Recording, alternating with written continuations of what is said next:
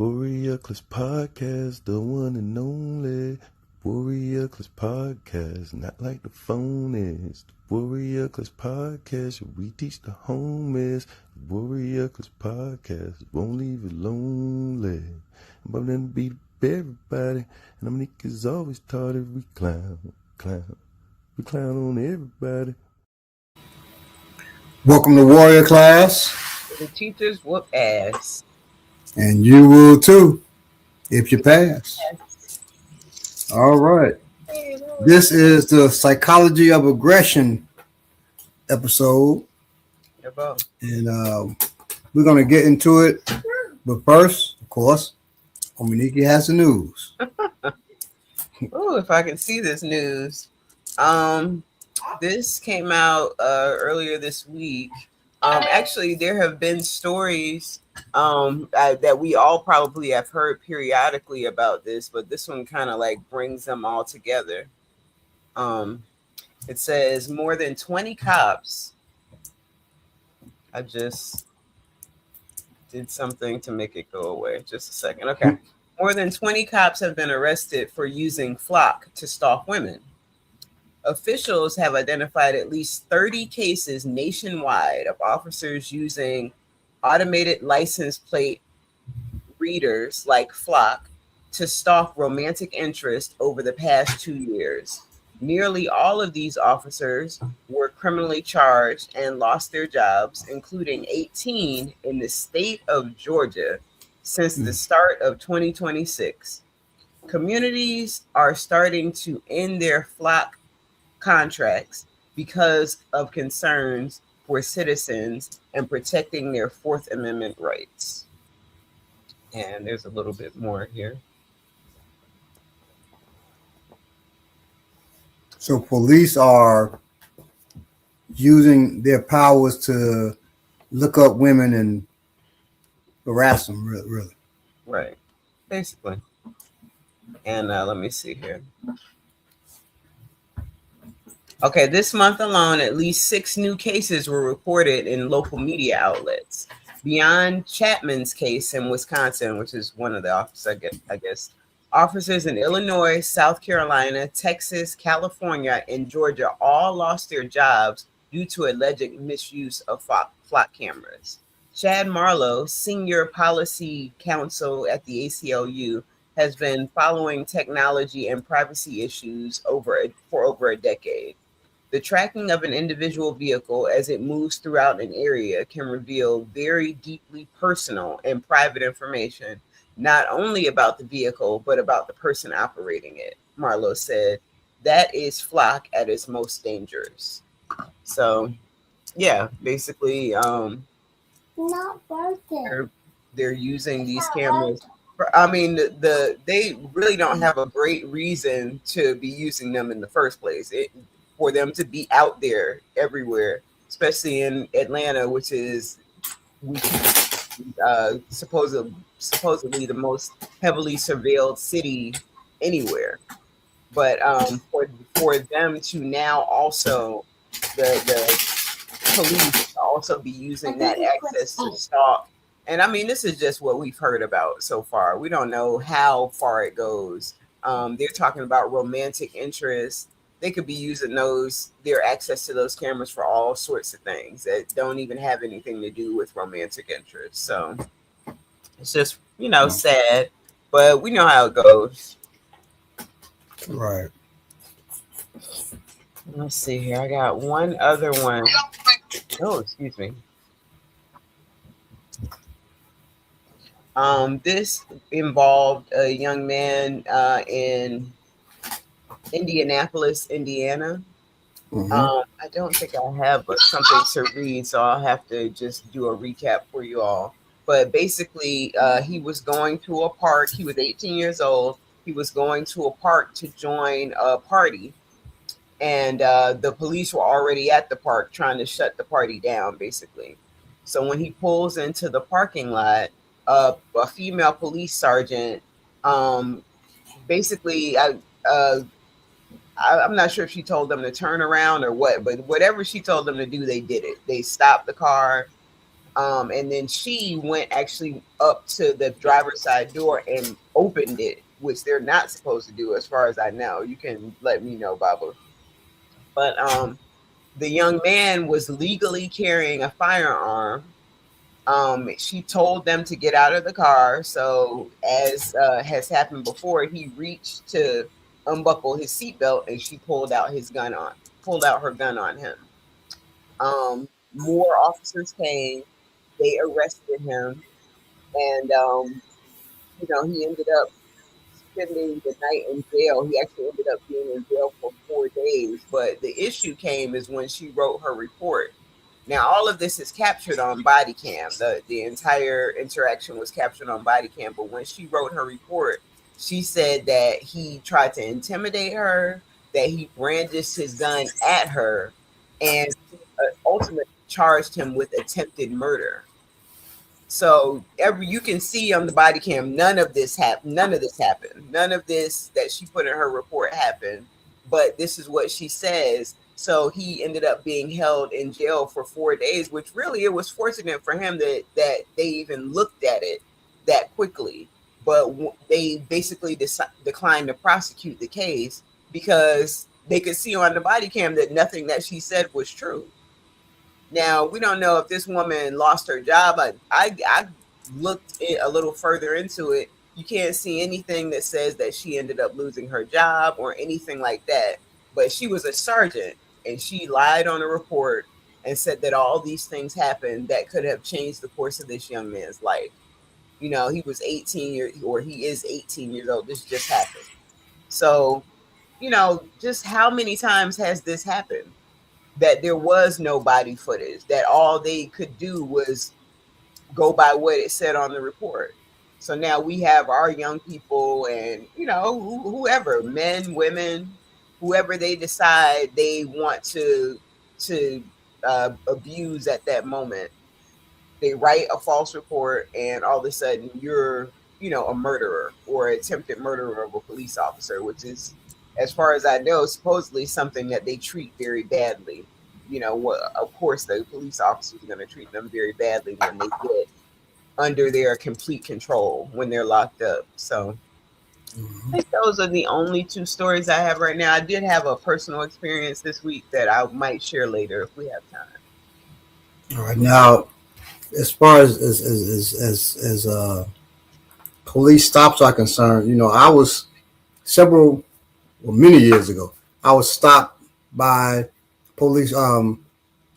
Me, my wife, and Yami and Ade had stayed at their grandmother's house in Atlanta.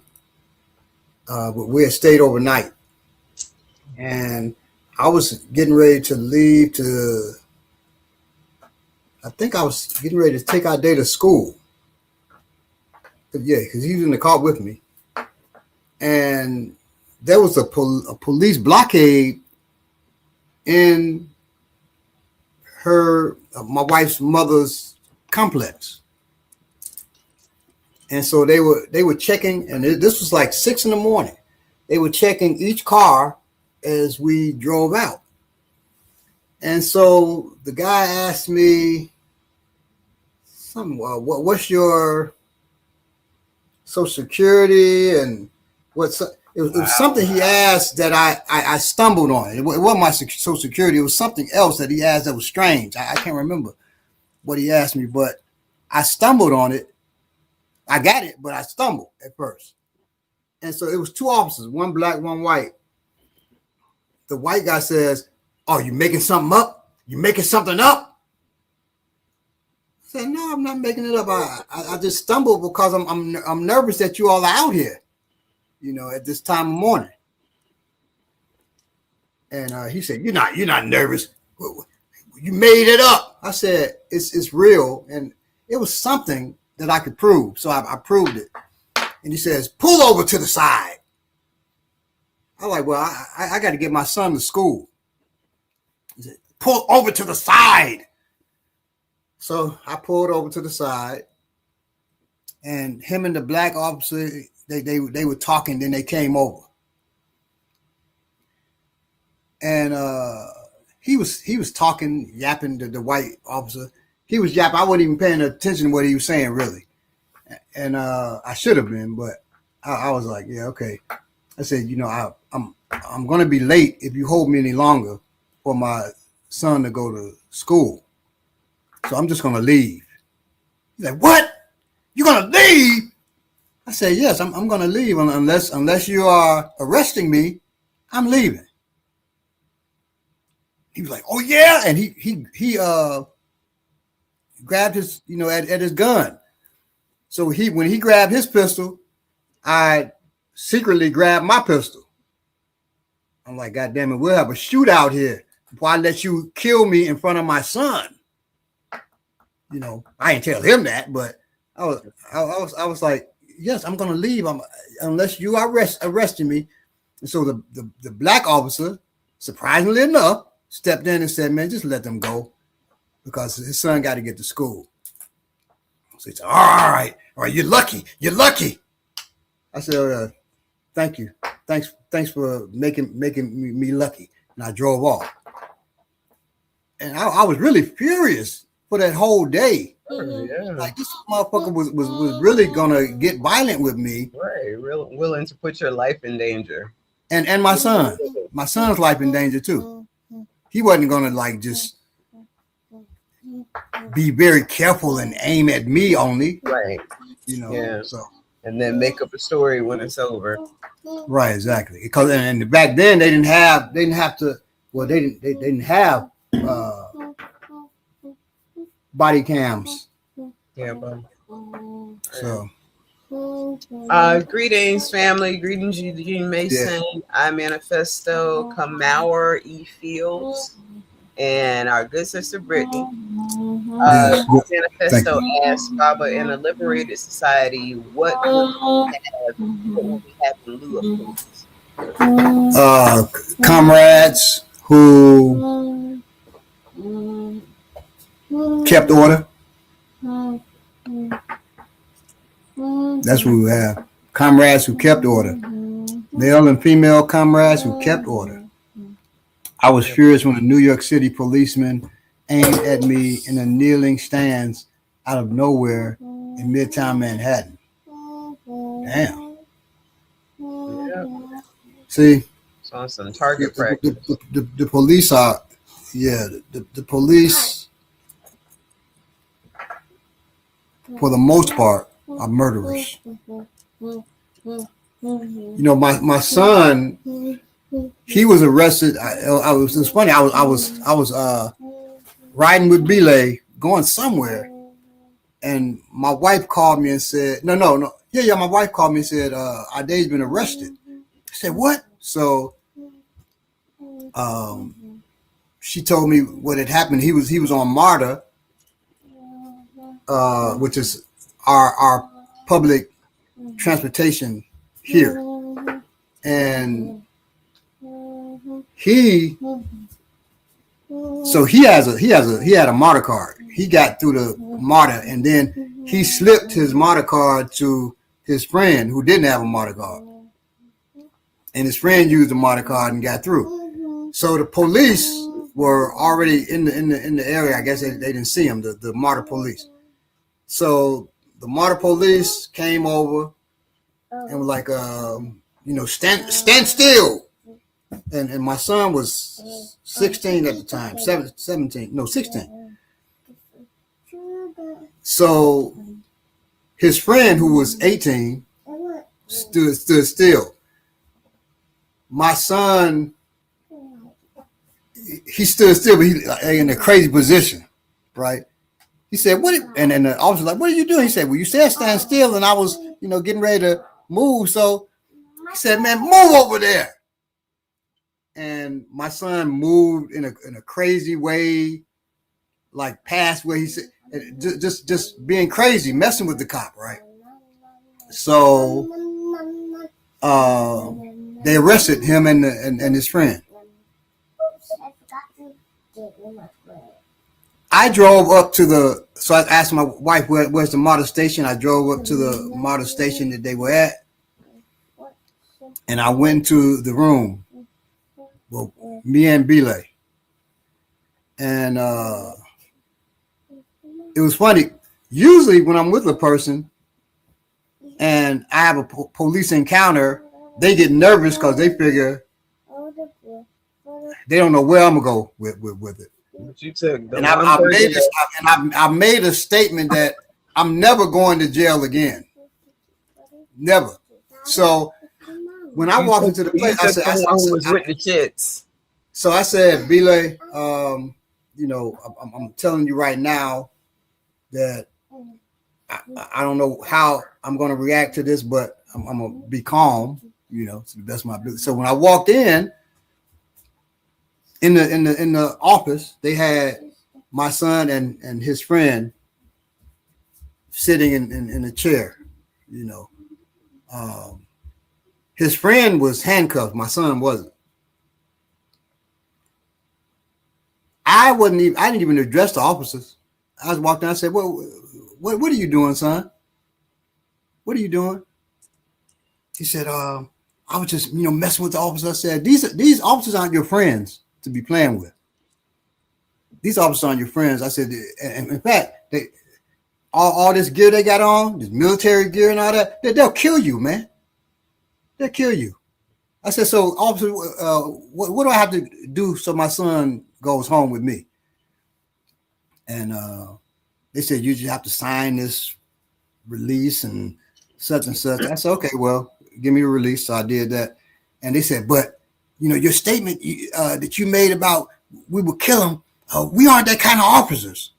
I said, all officers are that kind of officers. But I'm not going to get into debate with you. I just want to get my son.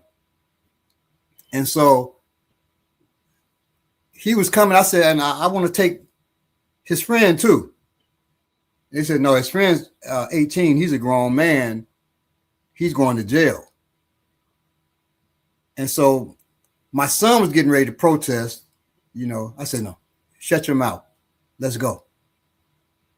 And I said, I'm sorry. And I said the boy's name. So I'm sorry, man. They won't let me take you. But he said, it's all right. It's all right. You know. So we left out. And I was just talking to the idea about, you know, you got to know when to joke and play and when not to. You don't play with those motherfuckers. I said just like that. You know, you don't play with those motherfuckers. They'll kill you, man.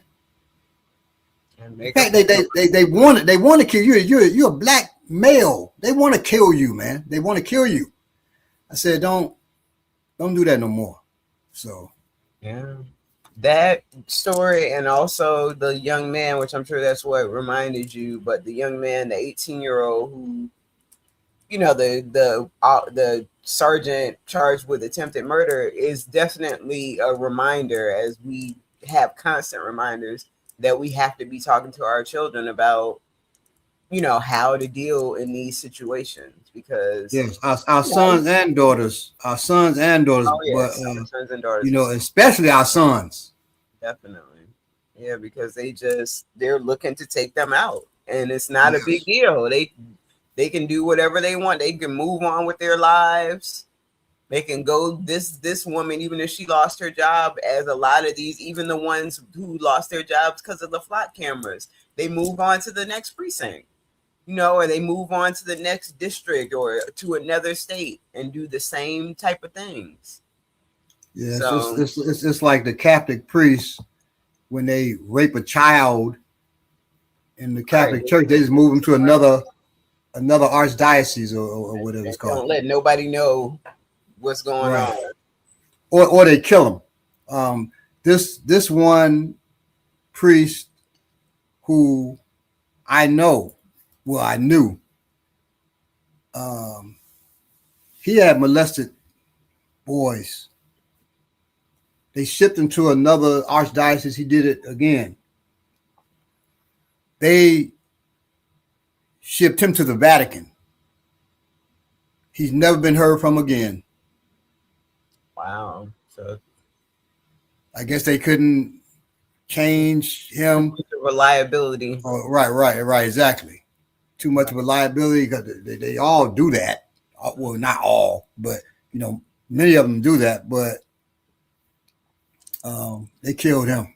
Messing with the We're sure they killed him because nobody's heard from him no more. I wouldn't be surprised. Not his brothers, nobody's heard from him no more. Wow. And yes, my son froze like a mine. Yes, exactly. He was being funny. He froze like a mine. Be safe out there driving, Brittany, and I'm Manifesto. Okay. And thank you for still tuning in while you're driving. You know, we appreciate you. Right. Be safe out there. Toe Jam, Balagoon, long time. Warrior Sis. I guess you know me, Toe Jam. I don't know who you are, but nice to have you here. Okay. And buried under Vatican City. Yeah, exactly. Right. So we're going to get into it. Good afternoon. Notes, huh? I said I have to pull up my notes. Okay.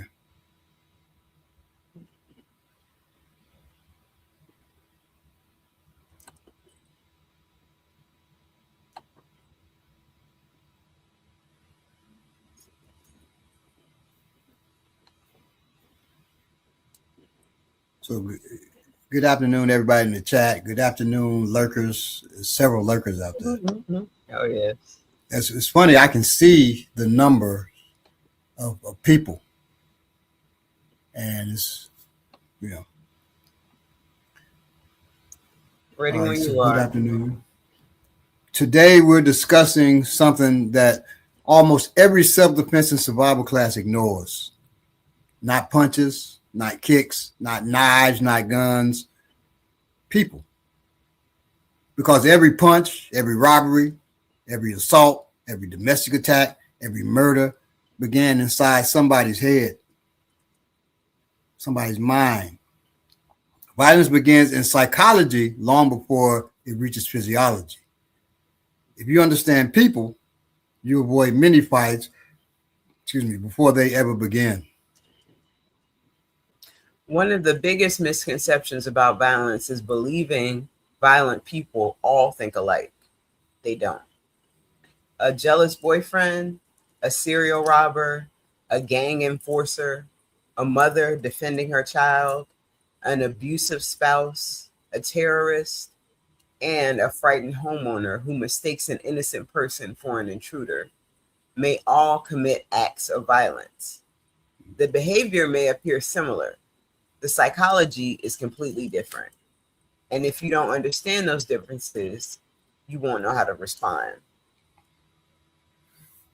A warrior studies violence, not because we enjoy violence, but because ignorance is expensive. Every predator depends upon ignorance. Every con artist depends upon ignorance. Every bully depends upon ignorance. Knowledge removes opportunity. And let's define something immediately. Violence and fighting are not synonymous. Two Olympic wrestlers fight. Two professional boxers fight. Two friends spar in Brazilian Jiu-Jitsu. That's a fight. That's competition. Violence begins when consent ends. One person has decided another person's choice no longer matters. That distinction is incredibly important because warriors train to stop violence, not glorify it. Here's a statement that makes people uncomfortable. Violence is a tool, like fire, like money, like a knife, like a gun, like technology. Tools have no morality. Human beings provide morality. Fire cooks dinner. Fire burns homes. Money feeds families. Money funds organized crime. A knife prepares vegetables. A knife can also kill. Violence works exactly the same way. The question isn't, what is violence? The question is, Why is this person choosing violence? The answer changes everything. Most people believe violence has one language. It doesn't. Violence speaks many dialects: fear, control, greed, revenge, envy, humiliation, dominance, desperation, survival, politics, religion, mental illness, addiction. Every one of those can produce violence, yet each requires a different solution. Imagine going to a doctor. You say, my stomach hurts. The doctor doesn't prescribe medicine before asking questions because stomach pain isn't a diagnosis, it's a symptom. Violence is the same. The punch is a symptom. The psychology is the disease. Psychologists generally divide aggression into two broad families: reactive aggression and proactive aggression. Almost every violent act fits somewhere along that spectrum. Understanding these two ideas alone will make you dramatically better at reading dangerous people. Reactive aggression is emotional. Something happens. The person feels threatened, embarrassed, rejected, cornered, afraid, humiliated. Their nervous system explodes. Their thinking shrinks. Their emotions take over. Violence becomes impulsive. Proactive aggression is different. There is little emotional arousal. The violence serves a purpose: money, power, control, reputation, eliminating witnesses, punishment. The violence is planned, sometimes carefully, sometimes patiently, sometimes weeks in advance. Think about fireworks. Boom, lots of noise. Then it's over. That's reactive aggression. Now think about a diesel engine: quiet, steady, purposeful. It starts, it works, it accomplishes something. That's proactive aggression. The criminal isn't angry, he's efficient. And efficiency is often more dangerous than rage. But movies have ruined people's understanding of criminals. Hollywood loves crazy criminals: screaming, laughing, foaming at the mouth, threatening everybody, farting on themselves. Real predators often appear boring, calm, friendly, polite, professional, sometimes charming, sometimes charismatic, sometimes the nicest person in the room.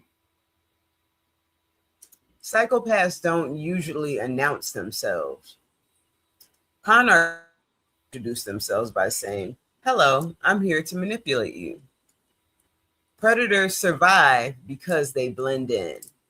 The leopard doesn't wear a sign that says leopard. Here's another uncomfortable truth: some violence is irrational. Much violence is perfectly rational from the offender's point of view. Notice what I said: from the offender's point of view, not morally, strategically. A robber wants money. Violence increases compliance. A gang member wants status. Violence increases reputation. An abusive partner wants obedience. Violence increases fear. Again, understanding isn't approval. Understanding lets you interrupt the pattern. People often say he has a bad temper. Maybe, but let's ask another question. Does he lose control with everyone or only with people who can't fight back? That's one of the oldest questions investigators ask. Does the man scream at his boss or only his wife? Does he threaten strangers or only children? Does he punch walls at work or only at home? Context matters. If someone can control themselves around police officers, around supervisors, around judges, but not around family, that's not simply poor emotional regulation. It may indicate selective behavior rather than uncontrollable rage. I've been furious before. You've been furious before. Everybody has. Most of us didn't assault somebody because anger doesn't force behavior, it influences behavior. Choice remains. That's why responsibility matters. Absolutely. Emotion explains. Character decides. A warrior learns emotional control, not emotional suppression. Those are different. Suppress emotions and eventually they erupt. Understand emotions and you can direct them. And that's the first lesson today. Don't fear anger. Fear the inability to govern anger. So don't fear anger, but fear the inability to govern anger. Because the strongest muscle a warrior develops isn't the fist, it's judgment. Let's make another distinction. A warrior and a predator may both know how to hurt people, but that's where the similarity ends. The predator studies weakness. The warrior studies responsibility. The predator asks, who can I exploit? The warrior asks, who needs protection? These two questions produce completely different human beings. People sometimes tell me, Balogun, I don't want to become violent. Good. Neither do I.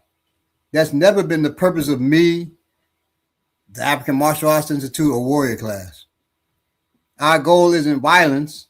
Our goal is competence. Competence gives you options. Incompetence leaves you with panic. So competence gives you options. Incompetence leaves you with panic. Most people imagine violence beginning with a punch. It rarely does. Violence usually begins long before physical contact. It starts with testing. Predators test boundaries. Bullies test boundaries. Abusers test boundaries. Manipulators test boundaries. The question is always the same. What can I get away with? Notice they rarely begin with extreme behavior. They begin with something small. A disrespectful joke, an invasion of personal space, ignoring the word no, a demand disguised as a request, constant texting after you said you're not interested, reading your private messages, deciding what you should wear, checking your phone, embarrassing you publicly, interrupting you constantly.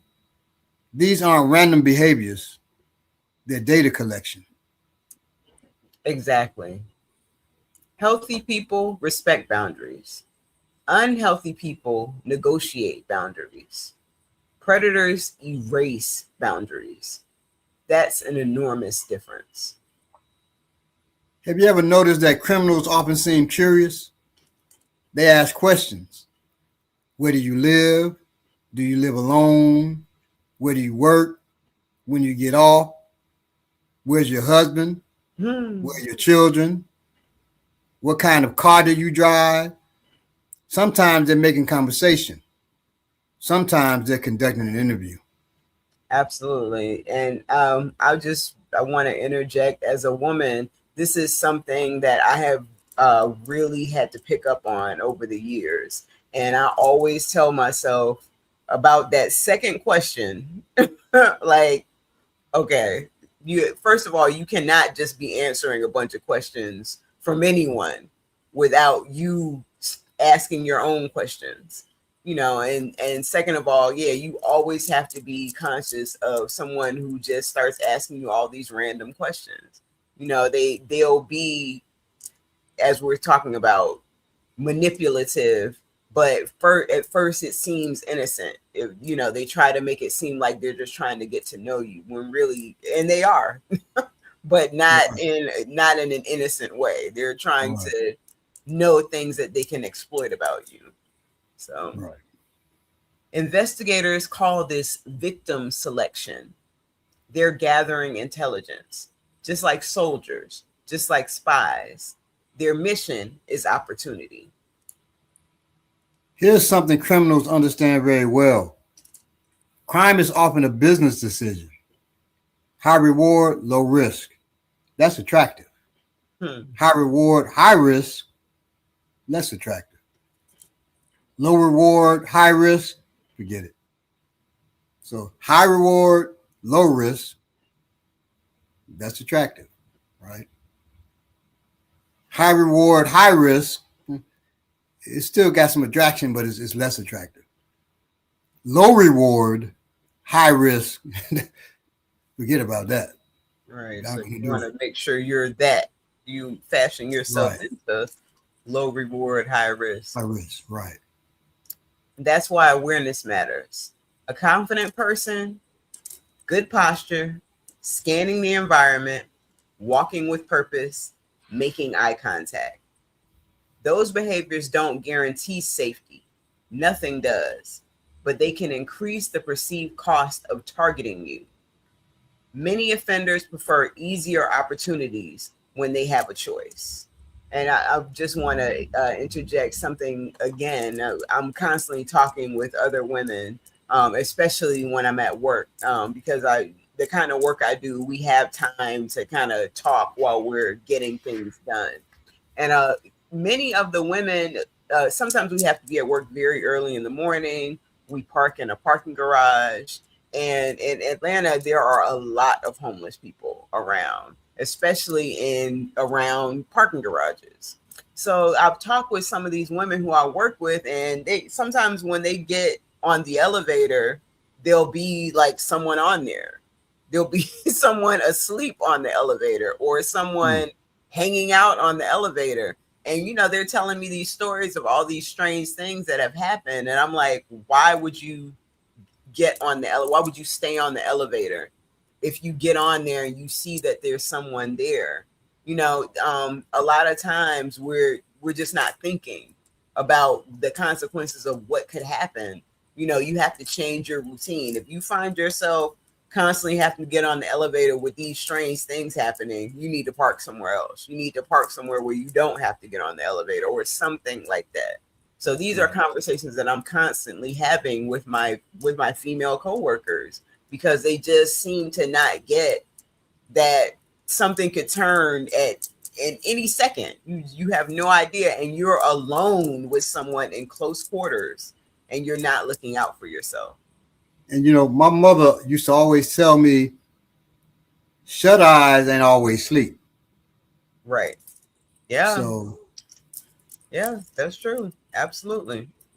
They seem sleep. They could be watching what's the pattern that this woman still gets on this elevator, even though not looking at them, just kind of pretending like they're not there. Like that is the wrong move. So remember, predators don't always look for the weakest prey. They often look for the easiest prey. There's a difference. Let's talk about bullies, because everyone knows one or knew one. Bullies are often misunderstood. People think bullies are fearless. Many aren't. Bullies frequently seek asymmetry. They want overwhelming advantage. Older against younger, bigger against smaller, group against individual, popular against isolated, armed against unarmed. They aren't looking for fairness. They're looking for certainty. Watch what happens when certainty disappears. The victim stands confidently. Friends arrive. Teachers appear. Security cameras become visible. Witnesses gather. Many bullies suddenly lose interest. Why? Because the equation changed. One of the greatest confusions in society is between dominance and respect. Dominance says, you will obey me because you fear me. Respect says, I value your judgment because you've earned my trust. Entirely different. Abusive people often confuse fear with respect. Employees obey. Children become quiet. Partners stop arguing. The abuser thinks they respect me. No, they're surviving you.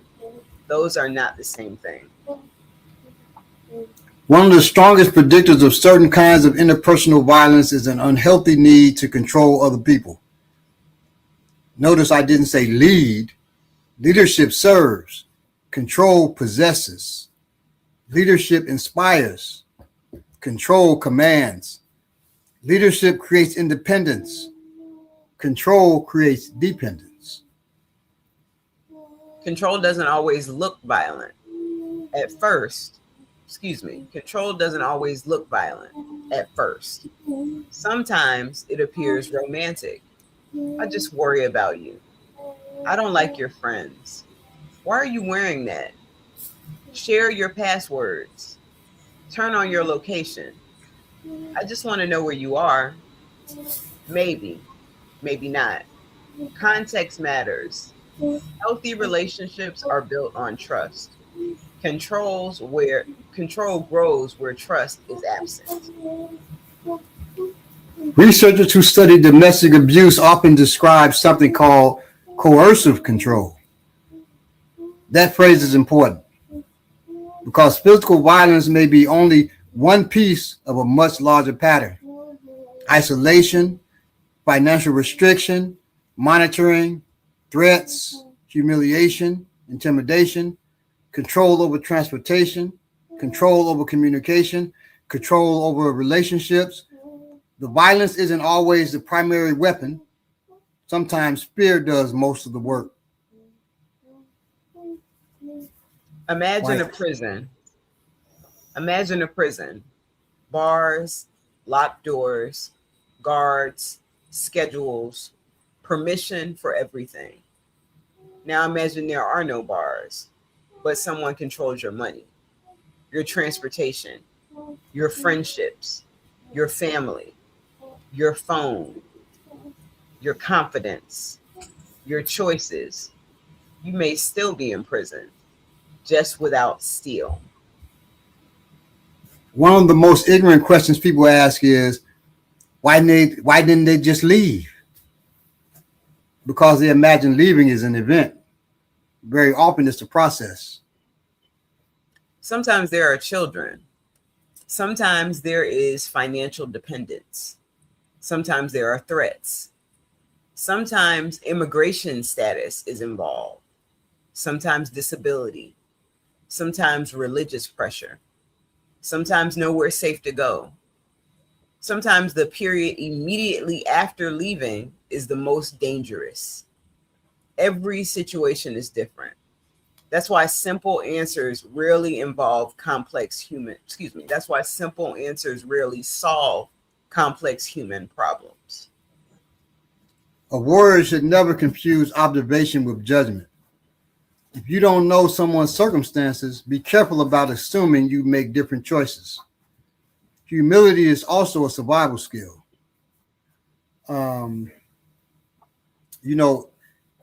Back when COVID first began, there were several members of the Nation of Islam who were saying, we feel sorry for you all that you're going to die from COVID, but we aren't going to die from COVID because we don't eat hog and we live a certain way. Our minds are cleaner and we aren't going to get it. I mean, there were several, hundreds of members of the Nation of Islam saying this. One of the first people who died from COVID was in the Nation of Islam. A brother who I knew. He's one of the first people to die from COVID. Mm-hmm. A lot of black people didn't believe that, black's going to get it. They thought it was a white disease. No. So just be careful in making your judgments and humility first. It's a survival tool. So just remember that. Those brothers didn't come with any humility. And I was like, man, they're gonna, when one of them dies from it, it's going to shake them up because they don't have any humility about that. And that's what happened. That's a shame. I would parallel that too with this current thing that's going on with we don't know, lettuce or whatever it is. This I can't remember what it's called. People be calling it calypso. The parasite. Right. But honestly, like when I heard about it, I was like, that don't have nothing to do with me. And maybe it doesn't. They do all kinds of things. But I was listening actually Friday before last to WRFG, which is an independent radio station that we have here in Georgia. And one of the shows is called What Good Is a Song? It comes on Friday nights. And the brother was talking about it in a way that I had not heard before because I don't really watch the news. I read stories here and there about things I'm interested in, but I wasn't really interested in that, so I wasn't paying a lot of attention to it. And he went kind of more in depth about the whole thing than I had really experienced up to that point. So he named the company that it was supposedly coming from.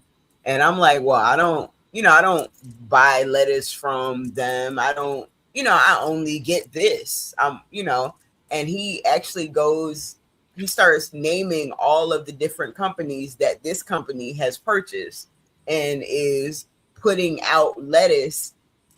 All of these organic companies that I have bought things from, just all these different companies, all these different restaurants that they supply. And I realized, like, wow, if this is real, this is really widespread, And it's more than the lettuce. So my wife has been doing deep research into this. It's funny.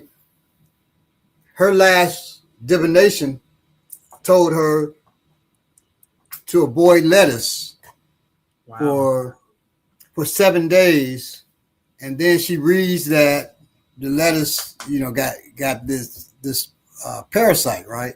Mm-hmm. So she started deep diving into it, and she found it's more than lettuce that's affected by this. There's all kinds of organic fruits and vegetables that are affected. Organic and inorganic fruits and vegetables that are affected. So just be careful out there.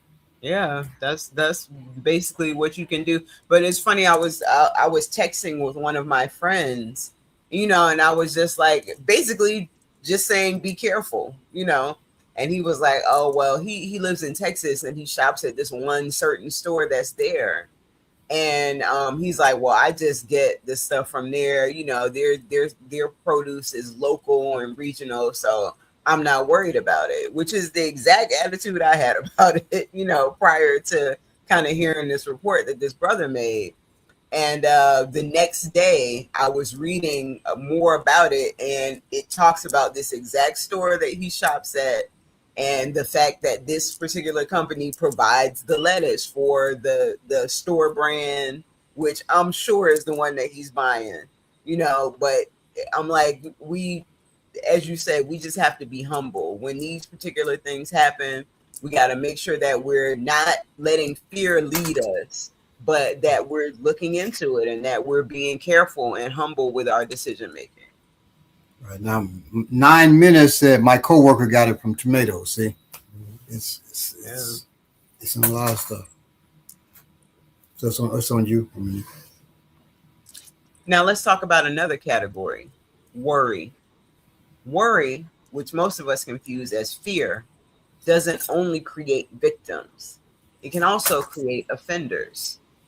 Fear is a natural signal of great bodily harm or impending death. Worry is the fear we manufacture. A worried or frightened person may strike first because they genuinely or mistakenly believe they're about to be harmed. That doesn't always make the violence legally or morally justified, but it helps explain why some incidents unfold so quickly. This is why de-escalation matters.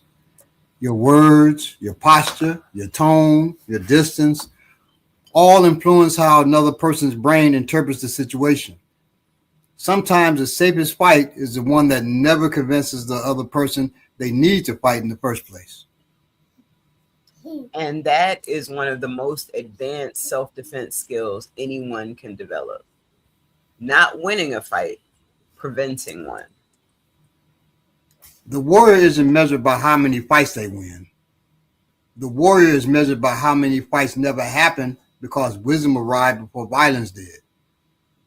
Now, let's spend some time on reactive aggression because this is the type of violence most ordinary people are likely to encounter. Not serial killers, not organized crime, not terrorists, everyday violence, road rage, bar fights, neighborhood disputes, family arguments, arguments between friends, sporting events, parking lots, holiday dinners, church meetings. Yeah, church meetings. Jesus take the wheel while I whoop this joker's ass is something that really happens. Human beings can argue and fight anywhere. Reactive aggression usually has one defining characteristic. The person didn't wake up that morning planning to hurt somebody. The violence emerged because something overwhelmed their ability to regulate themselves. Notice what I said, their ability, not their emotions. Everyone experiences strong emotions. Not everyone loses control. Exactly. Self-control is a skill, like reading, like swimming, like driving. Some people develop it, some people never do. When a person perceives danger, whether real or imagined, the emotional centers of the brain can become highly activated. Attention narrows. Thinking becomes less flexible. They may interpret neutral actions as hostile. That doesn't include violent behavior, but it helps explain. It doesn't excuse violent behavior. Right. It doesn't excuse violent behavior, but it helps explain why reasoning with someone in that moment is often difficult. Have you ever argued with somebody who literally could not hear what you were saying? You say, I didn't mean it that way. They hear, so now you're calling me stupid. You say, I'm trying to help. They hear, you're trying to control me. You're having two completely different conversations. Because they're no longer listening to your words. They're listening to their emotions. Here's something that surprised me years ago. Many acts of violence don't begin with anger.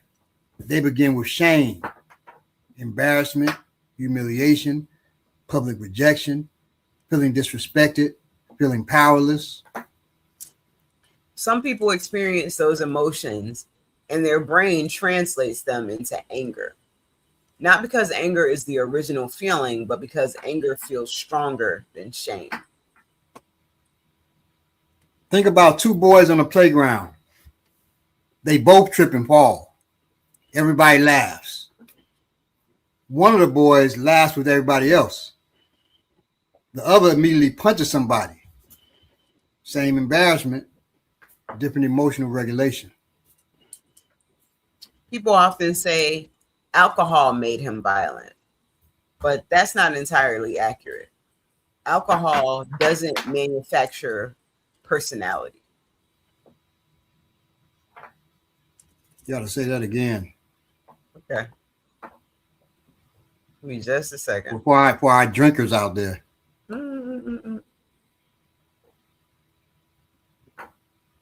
I got you, drinkers. Just hang on.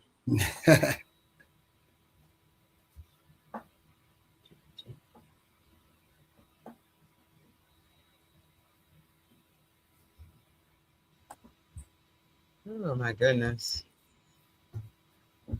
Here we go. People often say alcohol made him violent. That's not entirely accurate. Alcohol doesn't manufacture personality. It reduces inhibition. Right. Imagine your brain has brakes. Alcohol weakens the brakes. Whatever impulses already existed become harder to stop. Some people become affectionate. Some people become emotional. Some people become reckless. Some become aggressive. Alcohol didn't install those tendencies. It simply reduced the brain's ability to regulate them. People love saying, he just snapped. Maybe, sometimes, but investigators know something interesting. Very few people truly snap out of nowhere. Usually there are warning signs for weeks, months, sometimes years. People simply ignored them. Threats, obsessive jealousy, isolation, escalating arguments, cruelty, possessiveness, explosive temper, fixation on revenge, repeated intimidation. The explosion wasn't the beginning, it was the climax. Imagine a pressure cooker. Heat, pressure, heat, pressure. Eventually something gives. Healthy people release pressure gradually. Exercise, conversation, prayer, meditation, counseling, music, writing, community. Unhealthy people keep sealing the lid until one day it explodes. Let's talk about identity. Human beings defend two things fiercely: their lives and their identities. Sometimes their identities even more fiercely than their lives. Think about gang culture, street reputation, honor cultures, certain criminal organizations, even some online communities. An insult isn't merely an insult, it's interpreted as an attack on identity. That's why relatively small disputes can escalate into tragic violence. I hear one word constantly: respect. Then I ask, what happened? He disrespected me. What did he do? He looked at me. Or he didn't look at me. Human beings are incredibly creative when manufacturing reasons to become offended. Yep. A warrior understands something important. Respect cannot be stolen. Only dignity can be surrendered. Someone else's insult doesn't determine your worth. Your response does. That took me years to learn. When I was younger, I thought every challenge required an answer. Every insult required a response. Every slight required correction. Age teaches economy. Not every battle deserves your energy.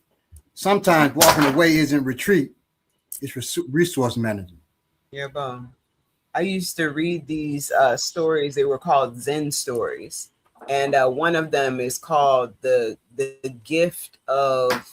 Oh my goodness, I'm losing it. The gift of insults, and basically, it goes through this whole story. I don't know if anyone's ever read Zen stories, but they're Asian, so they have like this whole background story. But the moral of the story was, if someone comes to give you a gift and you are not there to receive it, then who does the gift belong to? And of course, the answer is it belongs to the person who never got to deliver it to you. It's the same thing with an insult. Someone decides that they're going to insult you and you just don't take it on. You don't allow it you don't absorb that insult. Then the acrimony that they served it with, the vitriol that they tried to pass to you, they have to keep to themselves now. It's on you. Oh, excuse me. People hear the phrase emotional intelligence and think it's corporate jargon. It's not. It's tactical. If I can recognize that someone is being emotionally overwhelmed, I may choose different words, more distance, a calmer tone, or I may decide the conversation should end entirely. That's strategy. One of the greatest self-defense skills you'll ever develop is recognizing when communication has stopped working. there's a point where no additional argument improves the situation. In fact, it makes it worse. I watched people win arguments and lose their lives because they couldn't stop talking. There's an old saying, do you want to be right or do you want to go home? Those aren't always the same objective. Right. The warrior's goal isn't intellectual victory, it's survival. Sometimes that means leaving someone convinced they've won. If that's what gets you safely home, that's a bargain worth taking. One last point before we move on. People hear reactive aggression and assume it's less dangerous. Not necessarily. Impulsive violence can be extraordinarily destructive. Someone acting in an emotionally overwhelmed state may make decisions they'll regret forever. That's why recognizing escalation so early is important. Because once emotion reaches a certain level, logic often arrives too late. The best intervention usually happens before the shouting, before the threats, before the fists. The warrior learns to recognize those moments because prevention will always cost less than recovery. Let's move now from emotionally driven violence to the kind of violence that doesn't need anger at all. In many ways, that is the most frightening kind. Now we're entering territory that many people find disturbing because proactive aggression doesn't look like what Hollywood taught us. There are no screaming matches, no red faces, no loss of control. In fact, the most dangerous people you'll ever meet may have extraordinary self-control. Reactive aggression says, I lost control. Proactive aggression says, I was always in control. The difference changes everything. If reactive aggression is a thunderstorm, proactive aggression is climate. One erupts, the other is calculated. Let's imagine two men walk into a convenience store. The first notices the candy, the magazines, the coffee. The second notices security cameras, employee routines, who's carrying cash, who appears distracted, emergency exits, potential witnesses. These two men aren't seeing the same store. One is shopping, the other is evaluating opportunity. That's one of the defining characteristics of predatory thinking. The environment isn't experienced socially, it's experienced strategically. Every person becomes information. Every situation becomes probability. Every weakness becomes opportunity. One of the hardest things for decent people to understand is violence without hatred. We naturally assume if someone hurts another person, they must hate them. Not necessarily. Sometimes they don't think about them at all. That's difficult to accept because most healthy people empathize automatically. Predatory personalities often don't experience that same emotional barrier. Another person's pain simply isn't weighted the same way. That doesn't mean every criminal lacks empathy or that everyone with low empathy becomes violent. It means some offenders are willing to set empathy aside when pursuing a goal. And that really makes me think of the violence that a lot of us experience because of racism. What was I thinking about here? We tend to, and I'm sure a lot of us have noticed how when people are online, they're constantly, trying to convince someone of our humanity as people. When those people are not they don't care about that. We're wasting our breath and our energy trying to convince someone who doesn't see us as a person. We think because we are more educated and we can explain it with these different terms and all of that, that is going to make someone recognize our humanity. And it's not. It's never going to do that.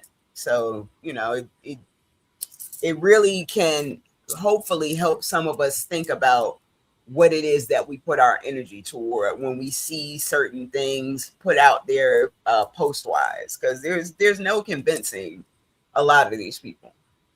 Right. Now, psychologists sometimes call this instrumental aggression. Violence becomes an instrument, a hammer, a screwdriver, a crowbar, a means to an end. The violence isn't the objective. The objective is money, status, control, revenge, power. The violence simply accomplishes the objective. Think of organized crime, drug trafficking, human trafficking, extortion, kidnapping. Many of these enterprises aren't driven primarily by emotion. They're businesses, illegal businesses, profitable businesses. That's dark, but accurate. If someone refuses to pay extortion money, violence becomes enforcement. If someone steals from the organization, violence becomes quality control. Everything serves the enterprise. Society loves calling violent people monsters. I understand why, but there's a danger in that language. Yeah, bum. Because monsters are imaginary. Human beings are real. When we imagine predators as obviously evil, we stop looking for ordinary warning signs. History teaches us something uncomfortable. Many violent offenders appeared normal, friendly, helpful, successful, educated, funny, even generous. Human beings are complicated, which means danger is often complicated. Let's discuss charm. Charm isn't always sincerity. Sometimes it's camouflage. Predators understand something. People trust people they like, so they become likable. Not because they value relationships, because relationships create access. Con artists understand this beautifully. They don't begin by asking for money. They build rapport, trust, comfort, common interest. Only then comes the manipulation.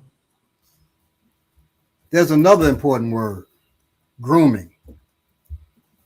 Most people hear that word and immediately think about child exploitation, but grooming is much broader than that. Grooming is the gradual process of lowering another person's defenses. It can happen in romantic relationships, friendships, financial scams, cult recruitment, gang recruitment, domestic abuse, even some workplaces. The method is similar. Gain trust, create dependence, increase isolation, normalize unhealthy behavior, expand control gradually. Think about boiling a frog.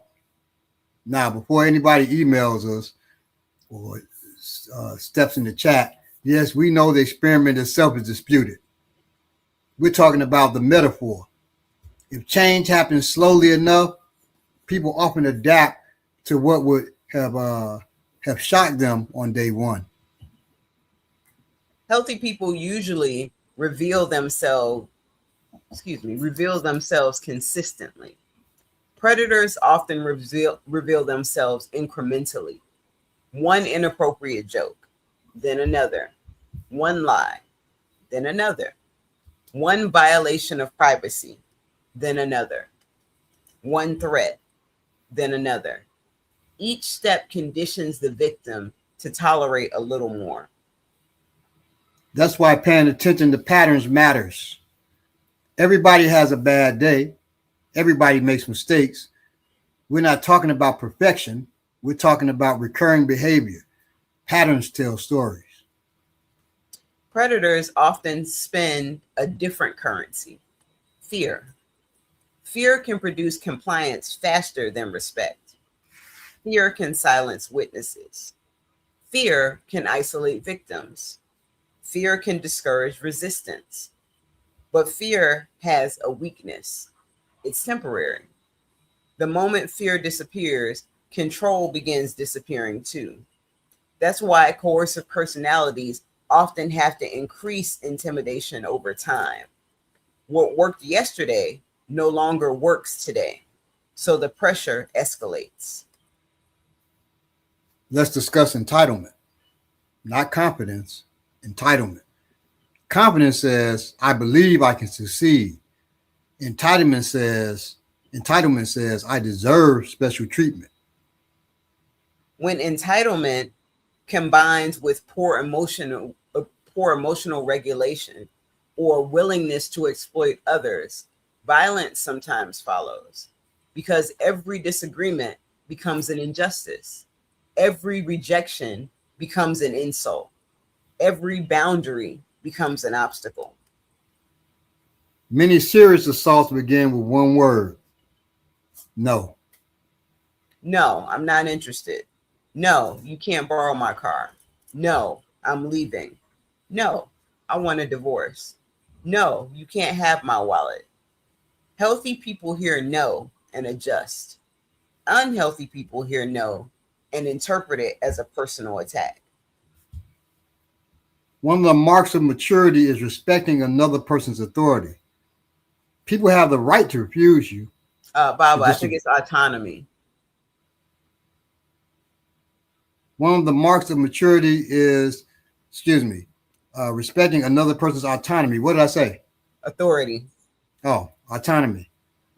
People have the right to refuse you, to disagree with you, to leave, to reject your ideas, to reject your invitation, to reject your business proposal, to reject your affection.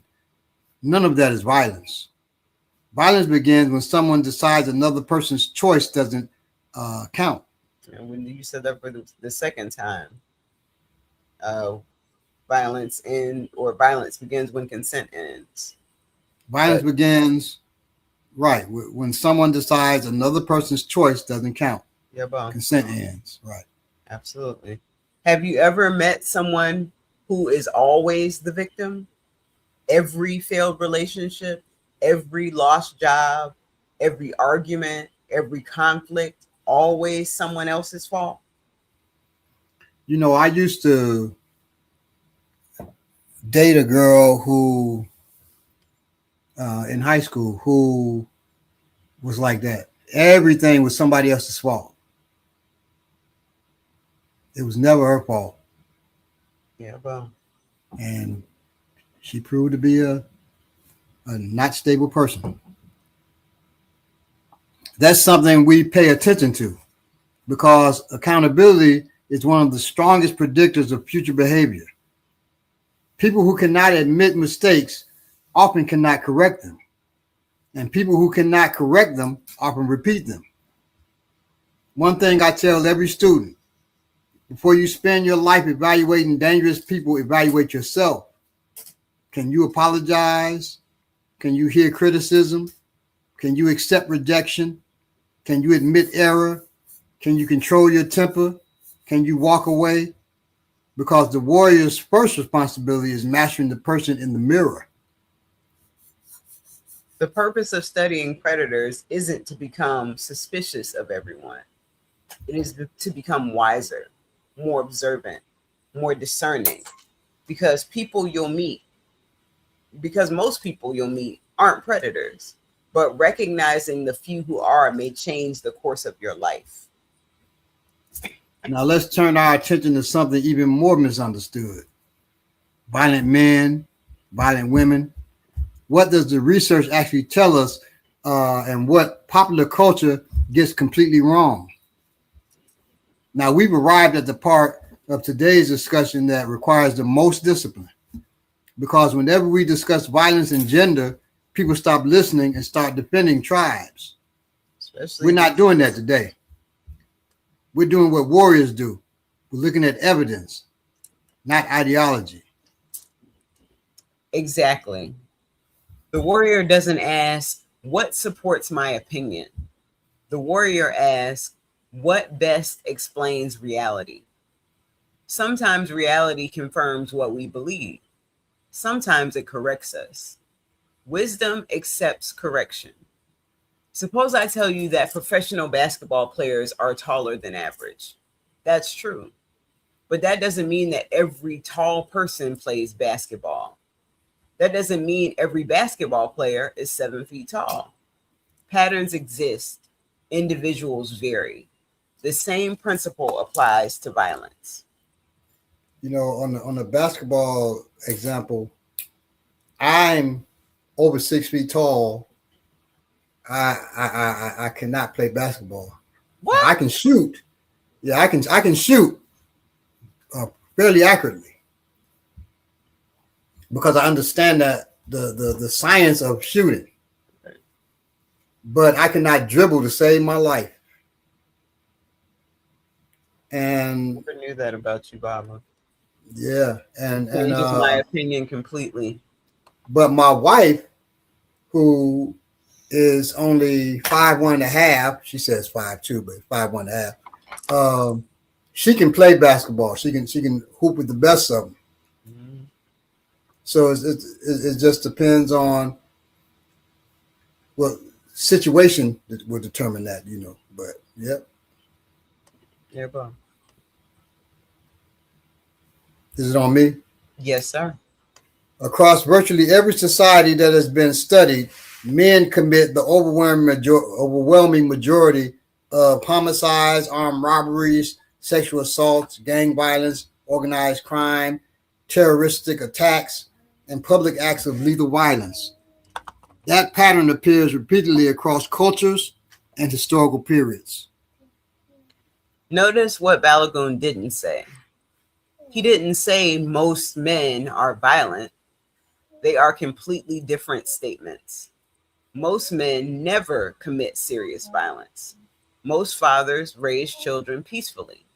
Most husbands never assault their wives. Most sons become productive members of society. The overwhelming majority of men are not violent criminals. But when severe violence occurs, men are statistically overrepresented among offenders. Ignoring that pattern doesn't help us understand reality. Exaggerating it into all men doesn't help either. Warriors reject both extremes. Yeah, boom. Now comes the difficult question. Why? Why do we see these patterns? Researchers don't point to a single cause. They point to interacting influences, biology, development, socialization, peer groups, opportunity, substance abuse, trauma, personality, culture. Each contributes. None explains everything. Human behavior is rarely caused by one thing. Think of an airplane crash. Investigators don't usually find one cause. They find weather, equipment, pilot fatigue, maintenance, communication, timing. Violence is similar. Multiple factors converge. Now let's discuss biology carefully. On average, men have greater upper body strength, higher levels of testosterone than women, greater muscular mass. Those biological differences are real. But here's where people often make a mistake. Biology influences behavior. It doesn't dictate behavior.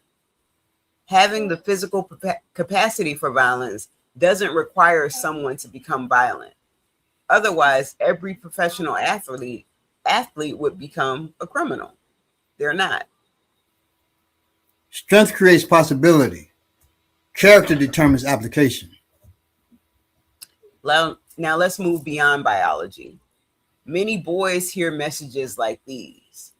Don't cry. Handle it yourself. Be a man. Toughen up. Nobody cares. Some of those messages encourage resilience. Some discourage emotional awareness. The long-term effects depend on how they're taught and interpreted? You know, I was once singing a song, Heard It Through the Grapevine by Zapp. And, you know, and part of it says, I know a man ain't supposed to cry, but these tears I still hold inside or whatever. My mother heard me. I still keep inside of it. Yeah, my mother heard me singing the song. Oh. And she said, you know, it's okay for men to cry. I said, yeah, it was like just a surprise that she, at that time, it was a surprise to me that she took that and because I was singing the whole song, but she took that and ran with it, right? The teachable moment. Right. And that's what I didn't understand at that age. I think I was like 13 or something, but I grew to understand that. Because I would often go back to that, you know, that moment. I said, why was she? And then it hit me at a certain point that, yeah, she was using it as a teachable moment that it's okay for men to cry. Right. You know, because a lot of things we tell men, it causes men to become violent men. And also when you're singing songs like that, especially a popular song like that, you hear it repeatedly. You're singing it to yourself. You're saying, and we don't realize that you're reinforcing beliefs when you're doing that. You know, it feels like you're just singing a song, but your mother recognized that and took that time to you know, slide that lesson in. Right. A boy who believes sadness is weakness may grow into a man who experiences every painful emotion as anger. Not because anger is all he feels, because it's the only emotion he believes he's allowed to express. Here's an experiment. Ask adults to identify exactly what they're feeling. Not happy, not sad, specifically. Frustrated, rejected, ashamed, anxious, lonely, disappointed, grieving. Many people struggle, especially if they were never taught emotional vocabulary. Warriors need emotional precision because if every uncomfortable feeling makes you become angry, you're fighting ghosts. I'll say that again. Warriors need emotional precision because if every uncomfortable feeling becomes anger, you're fighting ghosts. The more accurately you identify an emotion, the more intelligently you can respond to it. Researchers often describe several broad patterns among violent men. Again, these are patterns, not boxes. Human beings are messier than categories. The first pattern is the controller. Control is the objective. Violence is merely one method. This person often monitors, questions, accuses, isolates, intimidates, manipulates. The physical violence may occur or it may not. The need for domination is the defining feature. Many people imagine abuse begins with a punch. Frequently, it begins with ownership. You belong to me. That's the dangerous sentence because ownership destroys equality. The second broad pattern is the explosive aggressor. Arguments escalate. Impulse takes over. Objects get thrown. Doors get kicked. Walls get punched. People sometimes get hit. The violence isn't planned, but it's still dangerous. This is often the person everyone describes as having a temper. Some genuinely struggle with emotional regulation. Others selectively lose control.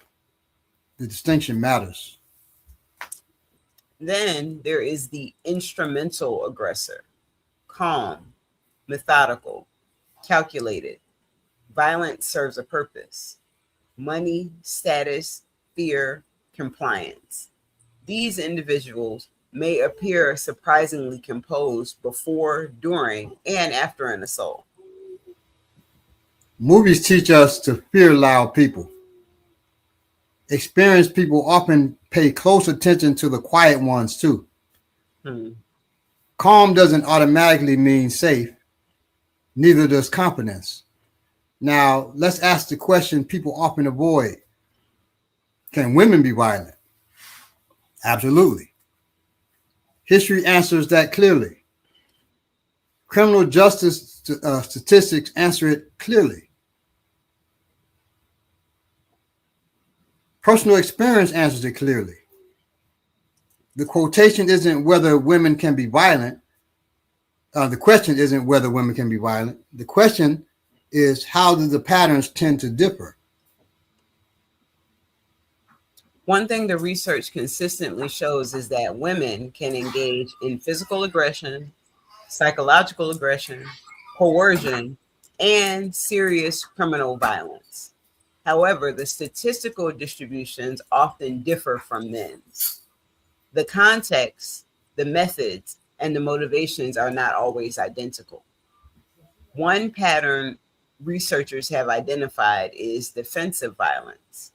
Someone who has endured repeated abuse may eventually use force in an attempt to escape or protect themselves.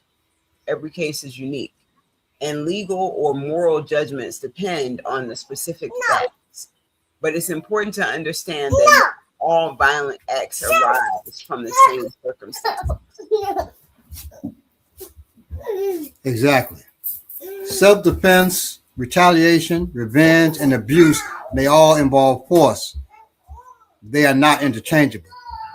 Intent, context, immediacy, proportionality, those matter. Another common pattern involves situational conflict. Arguments escalate. Neither partner intended violence. Neither partner is trying to establish long-term domination. Communication fails. Emotions rise. Someone shoves. Someone slaps. Someone strikes back. That's still serious, but it's different from a sustained pattern of coercive control. This distinction matters because prevention strategies differ. You don't solve every conflict with the same approach. You don't treat every illness with the same medicine, and you shouldn't analyze every act of violence with the same framework. That's one of the warrior's greatest strengths, discernment. Not assumptions, not stereotypes, discernment. Because the better you understand human behavior, the earlier you'll recognize danger and the more opportunities you have to avoid it altogether. Now, I'd like to talk about something that many people underestimate. Because when people hear the word violence, they immediately picture broken noses, black eyes, gunshots, ambulances, physical violence. But violence isn't always physical. Sometimes the deepest wounds never bleed. Right. If physical violence attacks the body, psychological violence attacks the mind. And the frightening part is psychological abuse often leaves no visible evidence, no broken bones, no stitches, no x-rays, yet the damage can last for years. Imagine someone punches you. Eventually the bruises heal. Now imagine someone spends 10 years convincing you that you're worthless, that you're stupid, that no one else could ever love you, that everything bad is your fault, that you're lucky they tolerate you. Those words begin changing how you see yourself. That's violence too. One reason psychological abuse is so dangerous is because victims often don't recognize it immediately. People recognize a slap. They don't always recognize manipulation. Psychologists sometimes use the term relational aggression. Instead of attacking the body, the aggressor attacks relationships, reputation, belonging, trust, identity. Examples include spreading rumors, deliberately excluding someone, destroying friendships, manipulating social groups, humiliating someone publicly, creating false accusations, threatening social isolation, using embarrassment as punishment. Those behaviors can have devastating consequences, especially in schools, workplaces, families, and online spaces. Researchers often found that, on average, men are more likely to engage in severe physical violence, while women, on average, may more frequently use indirect or relational forms of aggression. Notice every qualifier I use, on average, may, more frequently, because averages never describe everyone. There are men who weaponize rumors. There are women who commit serious physical assaults. Human beings don't read psychology books before behaving. Excuse me. Human beings don't read sociology books before behaving. Pattern helps us understand populations. They never replace getting to know the individual standing in front of you. Thousands of years ago, destroying someone's reputation could cost them business, marriage, alliances, political influence, sometimes even their life. Today, social media has multiplied that power exponentially. A false accusation, a manipulated video, a coordinated harassment campaign, private information released online. These can ruin careers, damage mental health, destroy relationships, sometimes without anyone ever raising a fist. Our ancestors had spears. We got smartphones. Technology changes. Human behavior doesn't. Cyberbullying, doxing, revenge pornography, identity theft, online stalking, swatting. These are modern expressions of very old human behaviors. Control, humiliation, power, revenge. The tools changed, the psychology didn't. Let's talk about humiliation, because humiliation has fueled violence throughout history. Wars, duels, murders, family feuds, gang retaliation, political revolutions. Human beings don't merely fear pain, they fear public shame. So Which they is don't why merely fear pain, they fear public shame too, huh? which is why the warrior avoids humiliating people unnecessarily, even when they're right, especially when you're right. Because publicly destroying someone's dignity may provoke desperate behavior. That doesn't excuse violence. It recognizes human psychology. Experienced negotiators understand something. Sometimes the safest solution lets the other person save face. Think about teachers, experienced parents, diplomats, good managers. They often try to solve two problems simultaneously: the practical problem and the emotional problem, because people rarely fight over facts, they fight over identity. Now let's address intimate relationships. Whether we're discussing dating, marriage, or long-term partnerships, violence rarely appears out of nowhere. Healthy relationships generally move towards a greater trust. Unhealthy relationships often move towards greater control. Watch for gradual changes: isolation from friends, monitoring communication, financial dependence, increasing jealousy, constant accusations, threats disguised as concern, extreme possessiveness, repeated intimidation. Those are warning signs worth taking seriously. Love and ownership are opposites. Love says, I want you to flourish. Ownership says, I want you to obey. Healthy love expands freedom. Unhealthy control reduces freedom. If someone must become smaller, quieter, and more isolated or more frightened to maintain a relationship, something is deeply wrong. Let's also acknowledge something that doesn't receive enough attention. Men can be victims. Absolutely. Men experience domestic violence, psychological abuse, stalking, sex assault, coercive control. The barriers to reporting may be different, but male victims deserve the same compassion, support, and access to justice as anyone else. You know, a close friend of mine, he was sexually assaulted on his job. And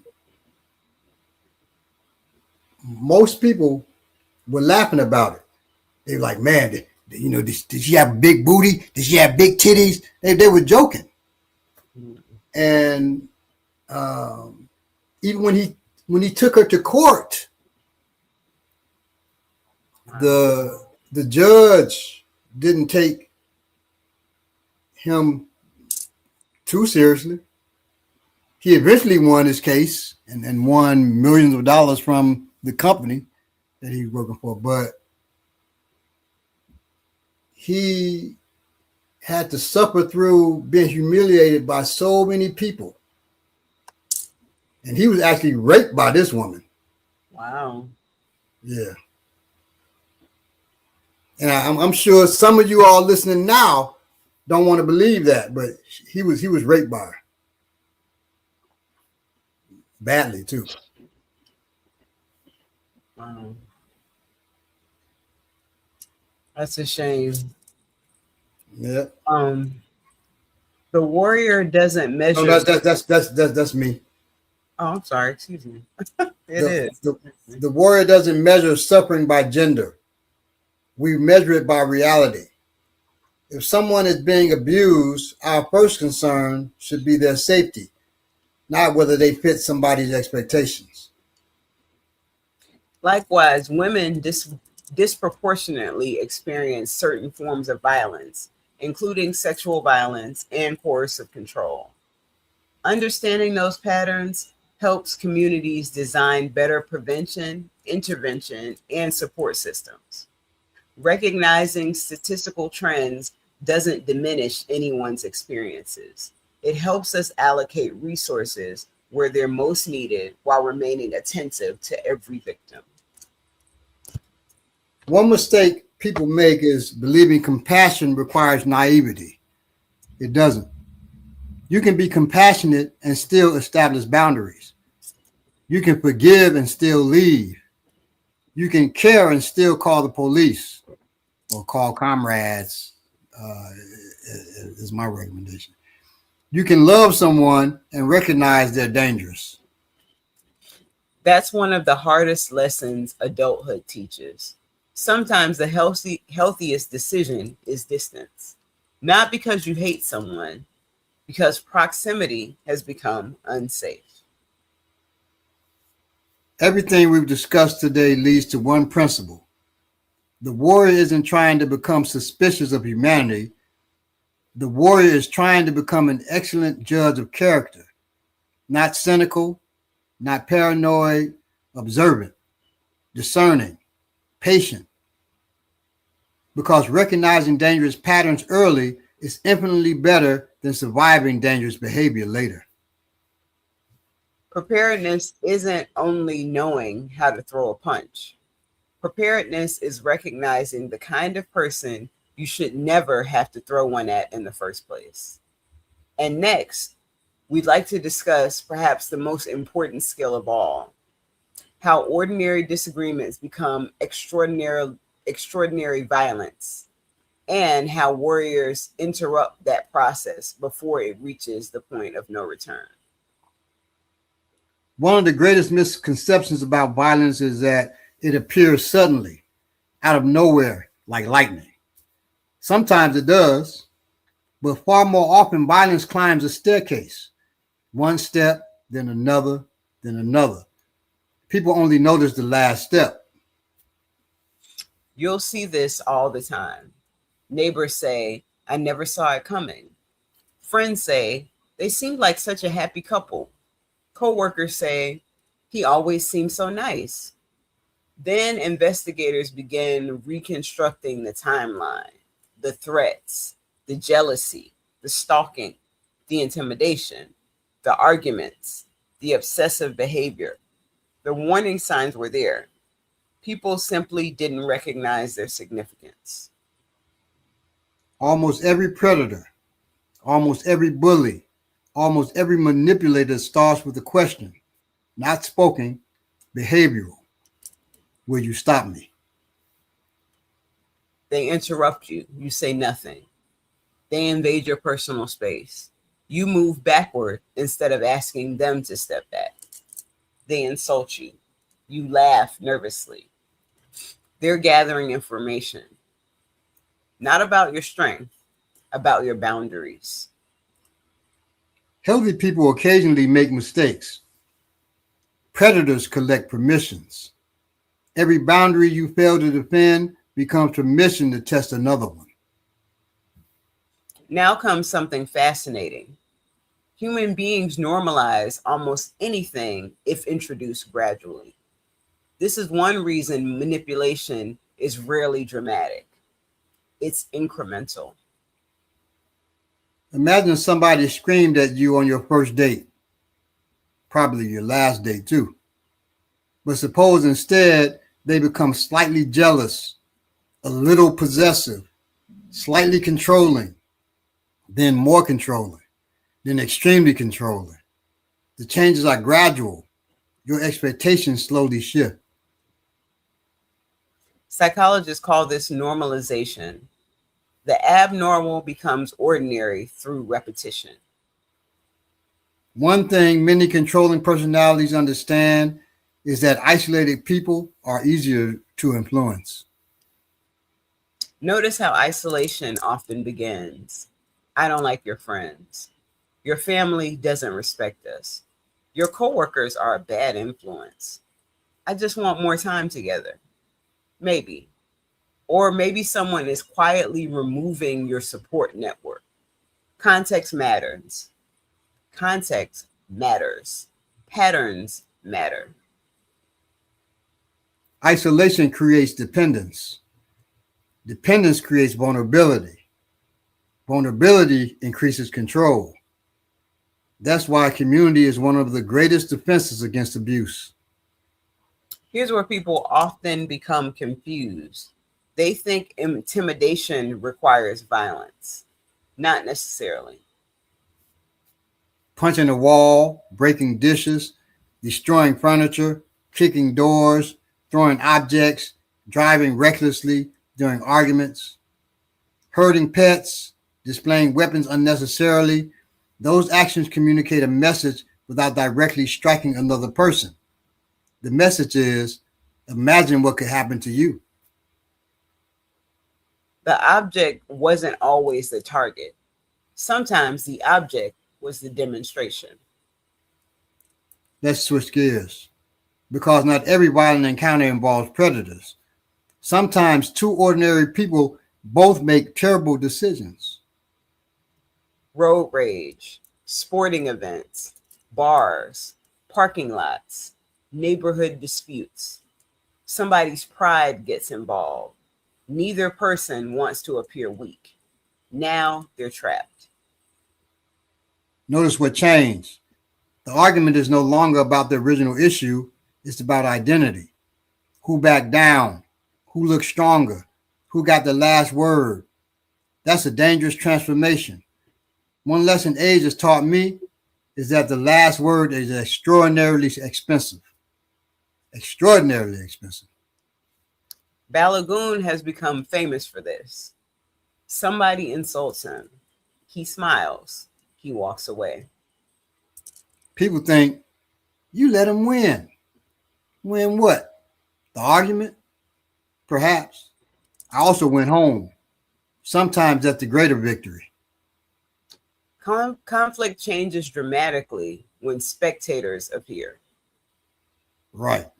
Two men arguing privately may calm down. Add 20 people, and now reputation enters the equation. Nobody wants to appear afraid. Nobody wants to lose face. The audience becomes gasoline. And you see this in arguments, even with celebrities and celebrity comedians and all that arguing, beefing with each other. Right. Yeah, absolutely. That's one reason social media can be so dangerous. Arguments no longer occur between two people. Now there are thousands of spectators. Every insult becomes public. Every disagreement becomes permanent. Every apology becomes difficult. And I have to say, like in some of my, I really learned from Baba well, in my social media interactions. I don't know that I was really argumentative with people before, just because in my life, the timeline of social media is so much smaller, especially in relationship to how long I've known Baba. But what I've noticed, I mean, even more now, is like when you say something that contradicts what someone may be, a belief that someone may be setting forth in a post that they have, or, you know, you issue some type of correction, immediately someone says something extremely insulting to you that they would never say to your face, you know, if you were just standing in front of them. They call you stupid, or they imply that you're stupid, or they say something real slick, real quickly, you know. And it is always, or I would say, well, yeah, when I actually, if I type something back to them, I say something that either completely ignores the insult, or something to diffuse what's happening, something to redirect back to the point of what's being said, instead of using that fuel and the fact that people are looking that this person just called me stupid or said something insulting to me, to use that as my opportunity to, you know, let them know I can say something slick too. Like it really changes the way that you think about engaging with people. Right. Because the ego performs, the warrior does not. The ego needs witnesses. The warrior needs wisdom. There's a profound difference. People often ask, how do I calm the other person down? Wrong question. First, can you calm yourself down? Because emotional states spread, calm spreads, panic spreads, anger spreads, confidence spreads. Human beings unconsciously mirror one another. If you're shouting, they're more likely to shout. If you're becoming aggressive, they're more likely to become aggressive. One of my favorite tools is silence. And as you mature, the use of silence becomes so you can become so I can't think of the word. You using silence can become so much more efficient, you know, as you mature. You really start to learn where silence is the most effective thing to use. Right. People underestimate silence. Silence interrupts momentum, and it forces the brain to change gears. Sometimes 5 seconds prevents 5 years of regret. The warrior isn't afraid of silence. The insecure person rushes to fill it. Now let's talk about distance. Not emotional distance, physical distance. Distance buys options. Distance buys time. Distance buys information. Distance buys escape routes. One of the simplest self-defense principles is also one of the oldest. If someone is becoming emotionally unstable, create space whenever it is safe to do so. Notice I didn't say win the debate. I said de-escalate. Sometimes that means saying, I hear you're upset. Let's talk later. I don't want this to get worse. I'm leaving now. Notice those aren't admissions of guilt. They're exits. The warrior doesn't negotiate with ego. The warrior negotiates with reality. Reality says this conversation is becoming dangerous. Leave. Unfortunately, there are moments when talking no longer works. When threats become immediate, when weapons appear, when escape is blocked, when physical assault begins, when someone is no longer communicating but attacking, the strategy changes. Avoidance becomes escape. Escape becomes defense. Defense may become survival. Those aren't decisions no one should take lightly. Everything we've discussed tonight, or today, can be summarized in one sentence. The warrior doesn't wait for violence to begin thinking. The warrior begins thinking long before violence becomes possible. That's why awareness, judgment, boundary setting, emotional regulation, community, and discipline are every bit as important as punches and kicks. Because by the time fists are flying, many opportunities have already been lost. And now we'd like to examine perhaps the greatest misunderstanding in modern self-defense. People spend enormous amounts of time asking, how do I win a fight? Warriors ask a different question. How do I avoid needing one? Because the greatest victory isn't defeating another human being. It's preventing violence from ever becoming necessary. Let me ask y'all a question. How many of you have ever heard someone say, I'd rather be judged by 12 than buried by 6, than carried by 6? Hands go up in almost every room. I've asked that question before. How many of you have heard this? And almost all the hands. Now, let me ask the question, another question. How many of those people have actually sat through a murder trial? Usually none. Because slogans aren't strategy. Warriors don't live by bumper stickers. Warriors live by judgment. One of the problems with modern self-defense culture is that it sometimes rewards dramatic thinking. Every disagreement becomes a fight. Every insult becomes a challenge. Every confrontation becomes a movie. Real violence is ugly, messy, unpredictable, permanent. There are no background soundtracks. There are hospital bills, lawyers, funerals, trauma. Families whose lives will never be the same. When I teach the self-defense, I tell students something that surprises them. There are no winners in violence, only survivors. Because even if you win, you may still lose. You can win the fight and lose your eyesight. Win the fight and lose your freedom. Win the fight and lose your career. Win the fight and lose your peace of mind. Violence has invoices. And eventually everyone pays. That's why warriors don't ask, can I win? They ask, is it necessary? These are profoundly different questions. One thing criminals understand and many decent people don't is cost-benefit analysis. Ironically, warriors should understand it even better. Imagine someone insults you in a parking lot. Let's calculate the possibilities. You ignore them, you go home. Cost, a bruised ego. Now suppose you fight.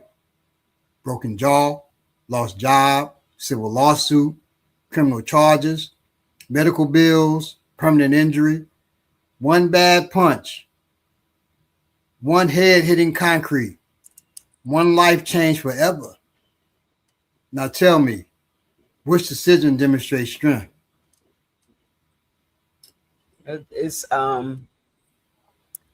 interesting. I someone who I have been very close to in life actually was in jail for a few years recently because someone attacked them and they responded in kind and the person ended up dying. But it happened in California. And the person eventually they found he had drugs in his system. There were witnesses, that they eventually got to interviewing who said that the other person attacked and all of that. But in the meantime, this person's in jail. And as I said, they ended up being in there for a couple of years because you have to go back and forth to court. He's in a state that he doesn't know anyone. Certainly no one who can get him a lawyer and get him out. So now family has to travel from another state and can't, they don't live there, they can't stay, but they're trying to come and do what they can to help this person. And that's what you have to think about, when you're in those situations. That's what we're talking about, obviously, is that you can change your own life forever just by making the wrong decision in these situations.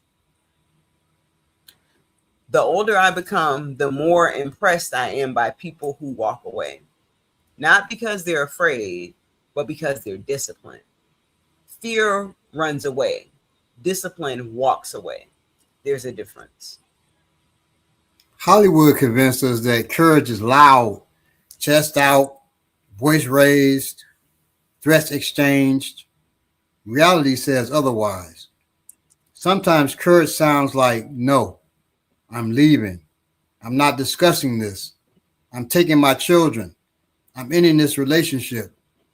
Those sentences have saved countless lives. Let's talk about adrenaline, because adrenaline is a liar. It whispers, you can handle this. You've got this.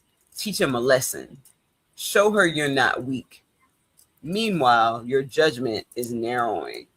Your hearing changes. Your vision changes. Your fine motor skills are deteriorating.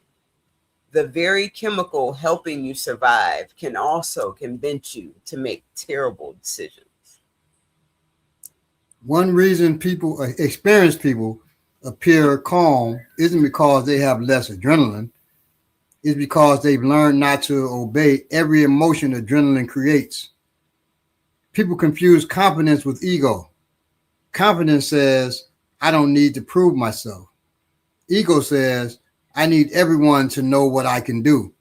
Mm-hmm. One is internal, one is theatrical.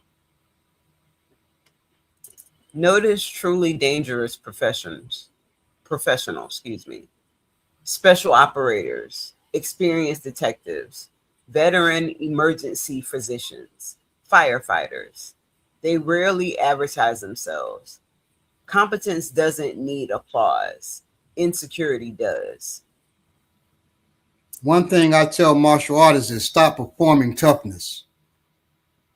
Become useful instead. Anybody can look dangerous. Anybody. The question is, can you solve problems? Can you protect children? Can you stop severe bleeding? Can you calm panic? Can you lead people to safety? Can you think under pressure? That's what impresses me. People ask all the time, what's the best martial art? Wrong question.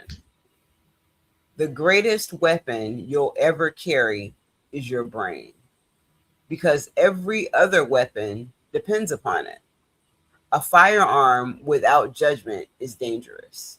A knife without judgment is dangerous. Martial arts without judgment is dangerous. Judgment transforms tools into protection. Let's discuss reputation, not street reputation, character. When people hear your name, what comes to mind? Reliable, calm, honest, protective, disciplined, or dramatic, explosive, argumentative, unpredictable. Violence often begins long before the first punch. it begins with reputation. And here's something interesting. The most respected warriors I've known were rarely looking for respect. They simply lived with integrity. Respect arrived on its own. Fear demands attention. Character earns trust. Everything we've discussed today, reactive aggression, predatory behavior, coercive control, boundary testing, psychological abuse, points towards one objective: become difficult to manipulate. Manipulation requires predictable weaknesses. If someone can reliably provoke your anger, they can steer your decisions. If they can reliably trigger your pride, they can steer your behavior. If they can reliably exploit your loneliness, they can influence your choices. Freedom, freedom begins when your emotions belong to you, not to whoever knows how to trigger them. People sometimes ask me, how do I know I'm becoming a warrior? Here's one answer: you stop reacting and start choosing. Someone insults you, you choose. Someone threatens you, you choose. Someone flatters you, you choose. Someone provokes you, you choose. This emotionally immature person, the emotionally immature person reacts automatically. The warrior responds deliberately. We've talked about violent men, violent women, reactive aggression, predatory aggression, psychological abuse, boundary testing, escalation, warning signs. All of that knowledge serves one purpose: not to make you suspicious of everyone, to make you wiser about anyone. The warrior doesn't walk through life afraid. The warrior walks through life awake, aware, observant, compassionate, disciplined, ready to help, ready to leave, ready to defend, ready to think, because violence is ultimately a failure of communication, a failure of empathy, a failure of self-control, a failure of judgment. Our responsibility is to reduce the likelihood of those failures wherever we can. And if, despite every effort, violence becomes unavoidably, act lawfully, act proportionally, protect innocent life, create an opportunity to escape. And when the danger has passed, stop. Because the purpose of self defense is never punishment, it's protection. And we'll leave you with one final thought. The bully measures strength by the people he can dominate. The predator measures strength by the people he can exploit. The criminal measures strength by the fear he can create. But the warrior measures strength differently: by the people he can protect, by the conflicts he can prevent, by the discipline he demonstrates, and by the wisdom to know that the greatest victory is not standing over another human being, it's ensuring that everyone who can safely go home does. Yeah, bro. So that is today's class, the psychology of aggression. Yeah, bro. Okay. If we could take one question before we leave, Baba. A computer channel setting at a computer channel settings asks, "What are y'all reading from? A book?" No, we're reading from our notes that we created. Yeah, bro. I was thinking that might be a question a lot of people have. So Yeah. Now, will it one day become a book? It could. Um, I've thought about taking the different episodes from Warrior Class and making it a book, the Warrior Class Compendium or something like that. wow. So we may do that. I just got to think of also what pictures in that book I want to include. You Yeah, know, bro. because we have some of our episodes deal with self-defense techniques and things of that nature. So yeah, I may want to do that, but it'll be a pretty thick volume if we do that. It'll be out next week. That's how Baba works. Y'all know that. Did you ever do the musical? No, we didn't do the musical. Why would you ask that, Yapo? Right. The musical actually would be very, very difficult. It'd be very, very difficult to pull it off. Especially since we've only had Belay for a couple of episodes this year. Yeah, recently. So it'd be hard to do it. We should look for it. Well, we can talk about that offline. But thank you all for your time. Thank you for hanging out with us. Be careful in your homes and be careful out in the streets. Yeah, in the restaurants, in the hotels, wherever you may find yourself. Absolutely. Pay attention and observe. Keep your head on the swivel. Here. Keep your head on the swivel. Try not to be for our violent brothers and sisters. Try not to be as violent. Try to use this tool first before you use this. Yeah, or before you use this in a negative way. Be peaceful. Stay black or whatever it is that you may be. Peace. Peace. Love y'all. Have a wonderful week. Yes.